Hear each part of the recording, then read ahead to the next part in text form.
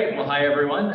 Great to be here today. So I'm Ryan Frazier. I'm the Managing Director of Technology at Harvard Business School Online. And so I kind of wanted to give a little update about sort of what we do, what Harvard Business School Online is, kind of where we came about, sort of what we're trying to do, and a little bit of sort of how we're positioning ourselves for the future and kind of thinking about growth and sort of challenges in what's a really exciting marketplace, but one that's becoming pretty competitive out here. So let me start my presentation here. All right, looks like we're all set. So I don't know if any of you have had the pleasure or the burden of getting to spend time in a Harvard MBA classroom. I don't know, anyone MBAs or? So this is kind of what it looks like, and sort of the business school was founded in 1908. And it was very much built around these horseshoe-shaped classrooms. You've got the faculty members sitting in the middle of that there. You've got your students. You sit with the same 90 students for the entirety of your first year in your own section. And sort of it is all about those interactions. The professor there kind of trying to frighten you. I think you read about 500 different cases over the course of your 2 years that you're there. You find some of the closest bonds that you have during that time. I'm not an MBA myself and didn't go there, but sort of an extremely tight-knit community. And all of the teaching there is based around sitting in person in these rooms. The faculty is the facilitator, and really the notion that you're there to learn from your other students and to sort of bring all of the knowledge and experience that people have and to sort of debate and wrestle. And sort of the point there is like, how do you come to sort of exercise judgment around business problems in really ambiguous situations? So there's not like a lot of clear things of, kind of, this is just how you do discounted cash flow, or here's how you calculate the ROI. It's like, okay, so you've calculated the ROI of these different things. What's the right choice? Like, does that actually matter? Your competitors are beating up on you. Do you take the gamble? So it's kind of that exercise in judgment, but it's all about this physical classroom. So in 2013, 2012, this was when Coursera was being founded, edX, kind of MOOCs were sort of the hot thing in educational technology circles. And sort of the question then was, can that business school method translate online? And at one point, the dean at Noria says, not in my lifetime. It won't happen. It can't be done. It doesn't make any sense. But sort of, people were kind of asking the question, like, really, are we sure? Kind of theories of disruptive innovation. I don't know if people read, like Clay Christensen wrote a bunch of books on that and studies, and he was the one actually asking the dean the question of like, shouldn't we think about what might disrupt us here? And so after a while, he was like, all right, we'll give it an experiment. We'll sort of see what we can do. We'll give it a try. And so we founded what at that time was called HBS. So it was a little bit of, Harvard Business School X. I think that was the hip branding at the time. It also sort of gave them a little bit of distance from, of us from the brand, sort of like, we don't know how this works, or we're not sure we'll call you Harvard Business yet. So that's how we started.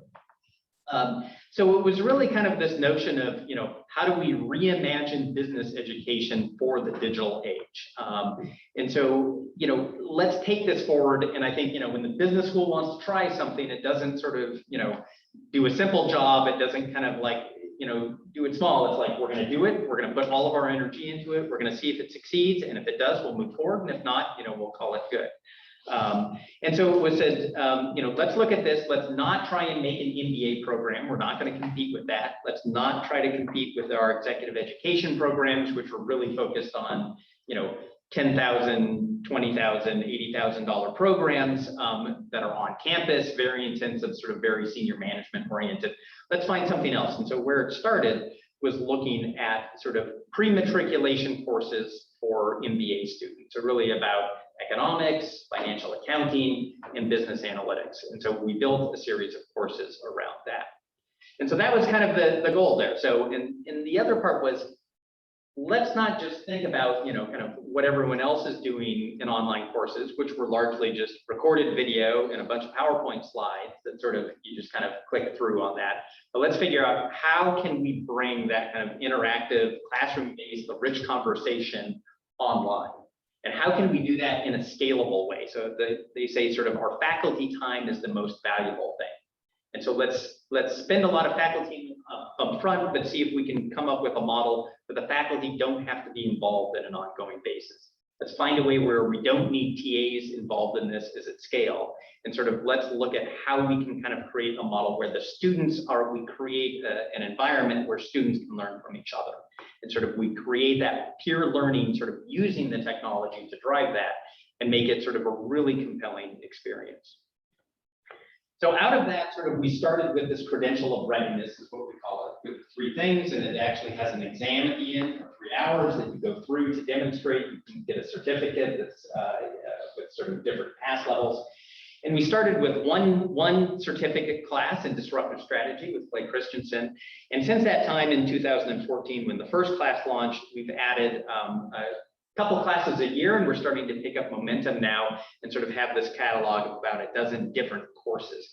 And a lot of them are kind of focused on, really kind of fundamental types of things. So negotiation, finance, financial accounting, leadership principles.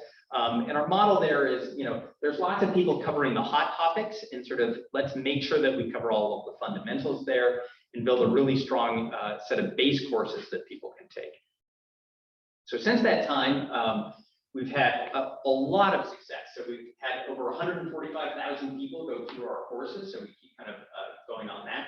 I think one of the numbers that we're proudest about is that one on the lower left, our 89% completion rate. If you look at a lot of the sort of MOOC courses, they're sub 5%, sub 1% in terms of what completion rates are. So these are really phenomenal numbers. Now, it's not exactly a fair conversation. Sort of our courses cost about $1,700 to take. So, they're not free. So people have some skin in the game and some incentive to do that. But even then, I think kind of compared to a lot of other programs that are similarly priced, these are really high numbers. And people we're really proud of kind of keeping everyone through that. And we've seen kind of, beyond sort of, where we started as thinking about our programs as a lot of, pre-MBA, MBA and early career types of things.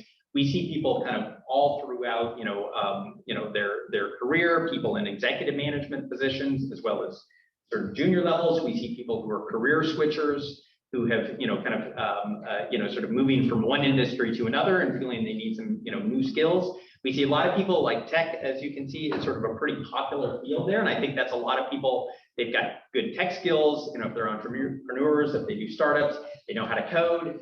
But then they're kind of like suddenly now they've got to think about all of these other things and how to manage people and how to think about finance and how to do negotiations. And so we see a lot of people who are sort of looking for more courses. They're not really wanting to go for a full MBA. They don't have time to go to an on-campus type of thing. And so this has been a really good program for them. And if you have questions, feel free to shout out or ask. I'd like you to elaborate a little bit more with financial services. Yeah, so I think this is, people in banks, kind of wherever, I don't know off the top of my head exactly where, but, if you look at our catalogs, and some of these I think are, I think you'll see a mix of people. Some are taking them because it's job related. Other people are taking them just for personal interest or personal growth. So it can be a little hard to say, kind of exactly within each industry, kind of why people are taking them. And you said this isn't MBA, this is like a separate certificate pretty Exactly. much. They're all certificate programs. They're mostly most of them range from, I think our shortest program, which is Sustainable Business Strategy, is 3 weeks long. I think of the certificate programs, the longest one I think is Strategy Execution, which might be 7 weeks long.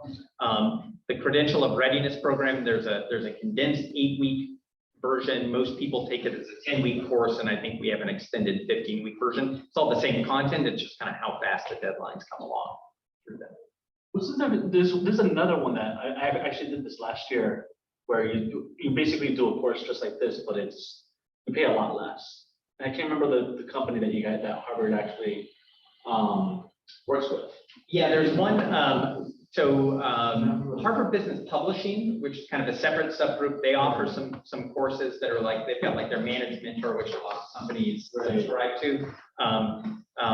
There's a company called Emeritus which offers a lot of, they sort of offer a number of courses from different universities, and sort of like, I think Kellogg's on there, Berkeley Haas School of Management, Wharton might be there. So there's a number of places where kind of business ones, and it's interesting because there's a lot of different business models. Some of them are, Coursera's offering some of their programs at like a $79 a month subscription rate. We'll see other things that look like, they're a lot of our competitor things that we see are in the $4,000 range, but some of those will have like, kind of live instruction time as well. So it's kind of interesting. There's a lot of different models there. And I think that's something, we're trying to figure out, where's the demand and kind of where's the right place for that. So and I'll talk a little bit later about some of the market conditions around this, because it's an interesting and evolving space.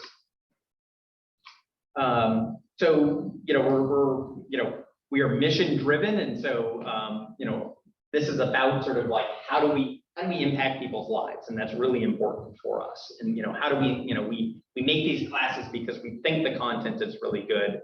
We think our faculty are really good at teaching. We think we have a great platform. And so sort of, we want to have an impact on people's lives. So we commissioned a study here on, impacts for our learners. Really strong sort of, outcomes there. And so, people very satisfied with the program and how they do. So it's a little bit kind of like, what are these courses like? Kind of how did we think about this? What did we envision when we built this? And so kind of a couple kind of key pillars that we built this on. So the first is our faculty members and our professors in this. And I think a lot of if you go to a lot of kind of top tier schools, kind of research institutions, especially at undergrad, you'll often hear the faculty are brilliant, faculty do amazing research, whether or not they can actually teach can be a little bit hit or miss at times.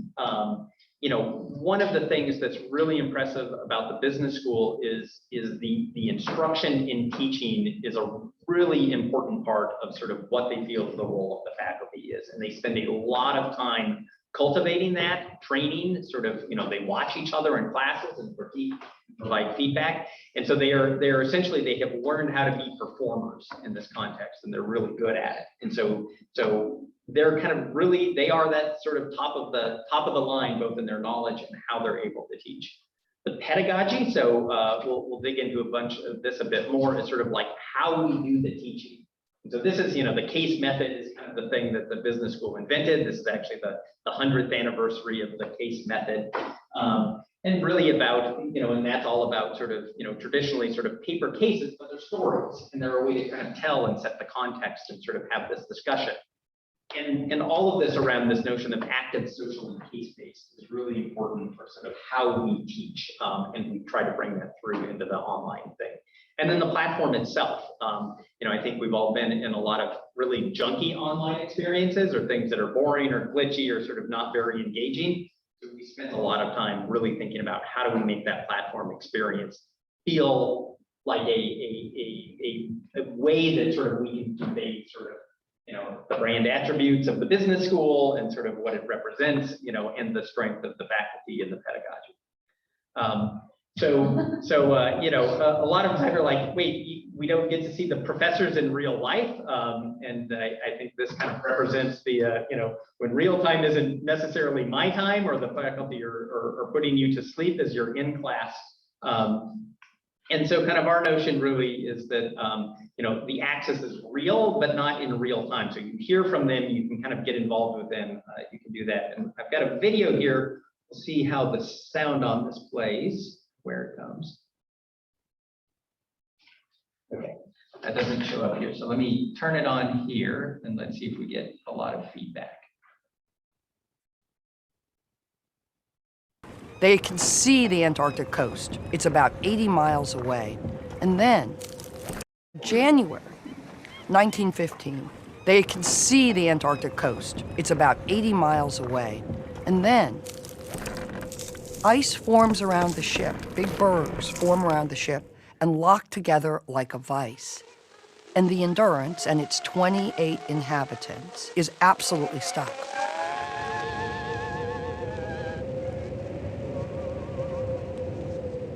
And suddenly, everything is very different. And the mission, walk across the Antarctic continent, is now up for grabs. And last but not least, it's summer, the days are long, and the men who are supposed to be setting up base camp and getting ready for this astounding expedition are confronted with endless time and all that might mean.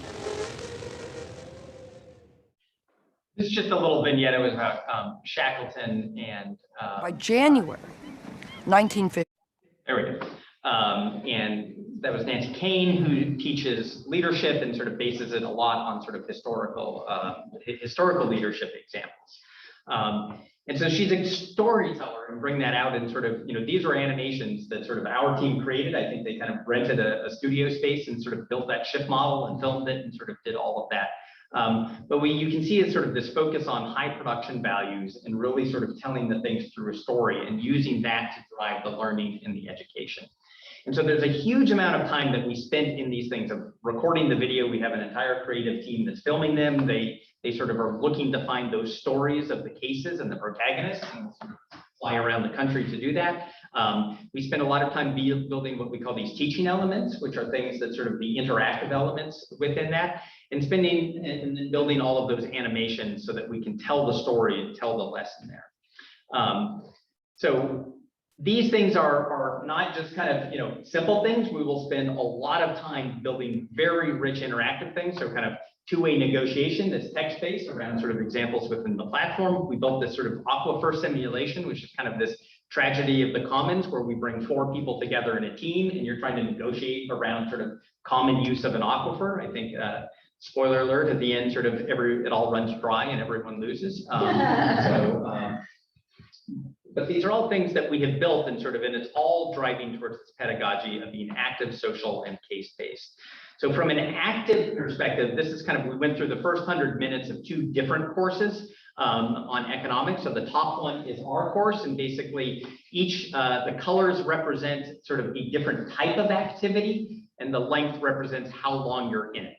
And compare that to sort of a course on a different platform where you can see kind of, I think it's probably video is green on the bottom and pinks are some reading that you do, some questions. And what we really do is sort of like, no more than 3 minutes on any particular thing and keep you moving through that platform at a rapid pace so that you're active and engaged through that. We also kind of, the way we deliver those courses is that we try to move people together. So you can't sort of take the course on your own. You have to kind of pursue it at sort of a week at a time.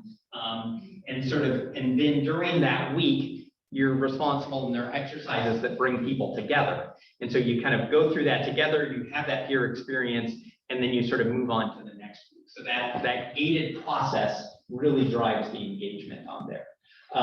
Again, sort of this active learning, some of these, they're drag and drop things. They're things that sort of it holds people in the class and you get the actual live results of what your peers are thinking. Lots of animation so that it feels very engaging. We have sort of if you've heard of the cold call, this is the dreaded thing in the MBA classroom where the professor sort of suddenly turns to you and says, John, tell me what happened in this case, and proceeds to just sort of drill into you. And it's the great fear at 8:30 in the morning of the MBA students. And we actually built that feature into the platform where it will pause and up will pop a little thing. It's like, are you ready for your cold call? Press start. And then it asks you a question, you type in your response, and then you can give feedback and reflections to your peers on sort of what you think of their responses. So we try to keep a little bit of that time pressure of again, how do you exercise judgment under pressure about what you've learned? The peer learning, as I mentioned, this is a significant part of this, and sort of asking questions. You can see kind of the screenshot here is a feature that we call peer help, where in the context of the page that you're on, you can ask a question, and only the people who are sort of in that part of the course can respond to it. So it really sort of is meant to provide that instead of just a generic forum, a really sort of in context way of talking about the material as it goes. And then there are, some small group collaborative exercises in some of our groups. We have a Facebook group kind of outside, and we find that people stay really engaged. We actually have sort of a post-course program for our past participants. And oddly, we have chapters all over the world now. We have an on-campus event, and we've had people fly from Australia and from Europe for this one-day event to meet kind of the other participants. So case learning, again, this is kind of teaching through stories. Cardulo's in Harvard Square was one of the stories. People go out and take selfies and put them on Instagram, do other things like that. They really connect to it. And again, it's sort of just a way to tell stories and have people relate to it and sort of, hang it on not just a lot of abstract concepts and kind of slides and equations, but really sort of the activity of the real world and what's going on. So our platform, so this is kind of my job, is actually building the platform. So we have a team of both kind of in-house developers and offshore developers and sort of offshore QA team. So we have a pretty large follow the sun model that we have built this learning platform ourselves. And I think that's very different from other organizations. It's both exciting and scary because trying to maintain your own platform is a lot of work over time. But I think every time we go out and look at what other people have done, we see that sort of, what we do is still very different. A lot of it because of the pedagogy and how we teach. And sort of a lot of it is just, we're trying to teach one thing, so we don't have to be all things to everyone, and we can kind of create that really tailored experience. So we feel that this is still, a really important part of why we're successful. And when we did this, there were, a number of things as we built this as, we wanted to move fast. We wanted to be independent of kind of the campus IT. We wanted to scale up or scale down. So we kind of, built all of our systems in the cloud, which in, 2013, 2014 was a little more radical than it is now, but was certainly kind of, a strong key to sort of our growth and our ability to be successful in how we have done this. So over time, we kind of have some, classic growth here. So we're really excited. We had, close to 40,000 people take one of our courses last year. And so, this continues to be, these are great growth curves. It makes us very optimistic. It makes us think we're going to long be able to kind of continue to lead and sort of build the platform. But of course, and I think this is to your point here, there's the context of this of, there are some people, and companies that are probably our competitors raising a lot of money and putting in a lot of investment there. There's some non-traditional competitors there. Google started offering sort of classes that aren't just about, how to do AdWords and how to, run their compute engine and sort of getting into the business side of things. Are people that look at resumes, like, are they like, oh my God, I took a Coursera class? Like, are people excited to look at that on resumes as opposed to obviously if you have the word Harvard on a resume? So that's what we think. Yeah. I mean, that it definitely goes a long way. And I think it does. And I think that's why we feel that we have some strength there. But I think there's also, there's some notion as well that starts getting out there that, oh, wait, Harvard Business School, that was built in 1908. It's all about like, beautiful hardwood and old stuffy financiers and things like that. So, I'm great they learned something there, but really are they relevant skills for today? And so I think that's where, you hear a lot of, Udemy or Coursera or Google, it's sort of like, these are current skills, or these are the things that are going to get people ahead. So I don't think that they're, dismissed quite as much, but I think at the same time, and I think this is why we focus on a lot of the fundamentals of business, is that, we feel that that's an area we can play in, and we can play in sort of leadership skills and general management skills. And maybe we won't have sort of, the latest, greatest on, machine learning algorithms and how to use them in business, but we can talk about how do you think about machine learning and AI in the context of your business. Mm-hmm. And so, but I think that is definitely kind of one of these things is Harvard evolves over time from buildings that have been around, for 100 years to now we're a web-based company here and we're, online and everything. And we have the strength, and I think this kind of gets to that, to your point about that of Coursera and these other things, even though kind of the online unit is perhaps competing against them, and it looks a little mismatched between, unicorn startups and sort of where we're at, we have a very strong and rich tradition beyond sort of just online here with our MBA program, with our executive education, with our doctoral, with our faculty, with Harvard Business Publishing and, Harvard Business Review, and sort of all of those things, and then sort of looking at kind of all of those assets, there's a lot that's there, and sort of there's a lot that it gives us. And so even though, you know, we kind of see headlines like this, you know, the MBA is dead from 2019, it's going away, like all these schools are, you know, what are you even doing? You know, then people kind of 2 years later, you know, like, okay, well, maybe it's not dead.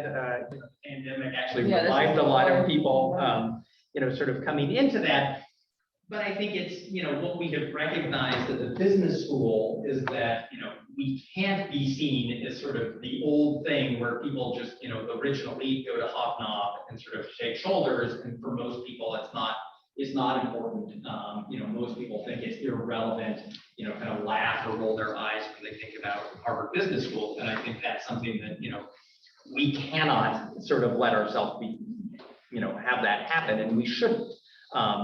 You know, and so I think, you know, at the school level, then sort of a lot of emphasis is kind of thinking about this change. So we had a new dean who started in January, Shrikant Datar, and he's very much kind of, you know, he came out of finance, but sort of has spent a lot of time with startups and with large companies, looking at digital transformation, looking at design thinking. He's actually sort of coming out with a class that he did with us on design thinking that'll start in January. But you know, he looks at our environment and says, you know, we have more competition from a lot of traditional players that are moving online, and we have more disruptors that are coming from Coursera and LinkedIn Learning and sort of other places like that.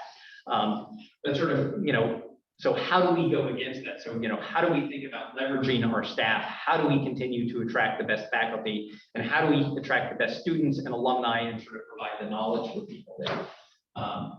And so kind of, you know, kind of the mission that we have had, and this is one that has stayed along for a while here before the current dean, is educating leaders who make a difference in the world. So we feel that that's clearly a mission that ought to still resonate kind of no matter what we do, but that we need to rethink that in a digital context. And so this is kind of, you know, really about sort of how do we think about scaling our strengths that we already have, all of the learning, the content that we have. So we're a big part of that in the online world, but sort of all the other sort of content and learning materials. How do we sort of take the research that faculty are doing, which is really grounded in practice, and try to sort of help people sort of become better managers? How do we sort of continue to communicate that, have that impact, and then sort of looking at sort of this broader networking community that isn't just the alumni as well, that starts to reach out to all the people who are engaged, 140,000 that we have. And sort of making sure that we have a strategy that aligns to that and sort of the technology to build off of that. So kind of this whole digital transformation notion, really kind of looking at both our business model, sort of how we create value, how we capture value, and then the operating model, sort of all the processes and systems that we put in place to do that. And how do we think about making that sort of user-centric for whoever those users are, kind of internal, external, and the products and services that drive that. So, you know, there's all data and AI and machine learning and kind of using that to sort of drive that, and not just within kind of the context of online, but across the school. So we're really kind of built on this, you know, platform approach and sort of on the technology side of this, of lots of ways that sort of how do we kind of think from, you know, kind of different stovepipes, a lot of isolation, a lot of independent excellence, but perhaps not a lot of sort of focus on sort of how do we be efficient at what we do so that we can scale and grow and continue that reach and impact. And so kind of what we're looking at on the technology side here, since it's the tech networking team, but you know, looking at sort of, you know, these federated technology platforms, kind of identity and access, kind of knowing who you are is really important as you think about sort of traveling between whether you're an alumni, are you a subscriber? Have you taken a class, an HBS online class? Did you take an executive education course? So that we can help personalize those experiences, provide you that information, and help you. So kind of putting it all together, you know, this is really about, you know, building upon this history of excellence that we have, looking at sort of this learner-focused online education model that we've built, and then sort of combining it with sort of new foundational planning, you know, platforms and expertise that we can develop in this broad digital transformation, and really sort of, you know, as we said, kind of use that to drive educating leaders to make a difference in the world. Within HBS Online, kind of my little part of that world, we sort of expand that to sort of say wherever they are, which is really about that digital, that sort of, global reach, but also about sort of wherever you are in your career journey, in your life journey, in sort of your sort of knowledge of subjects, that we can kind of meet you and bring you along, sort of help you reach those outcomes. So that's our this may be more for the people out there in the world who are watching that. We are growing and hiring and have lots of tech positions. We kind of put them out there one at a time, but it's a great team, and we actually put this on the wall of work as a team, win as a team is one of our values there, which is really important for us. So, Well, thank you so Thank you. much.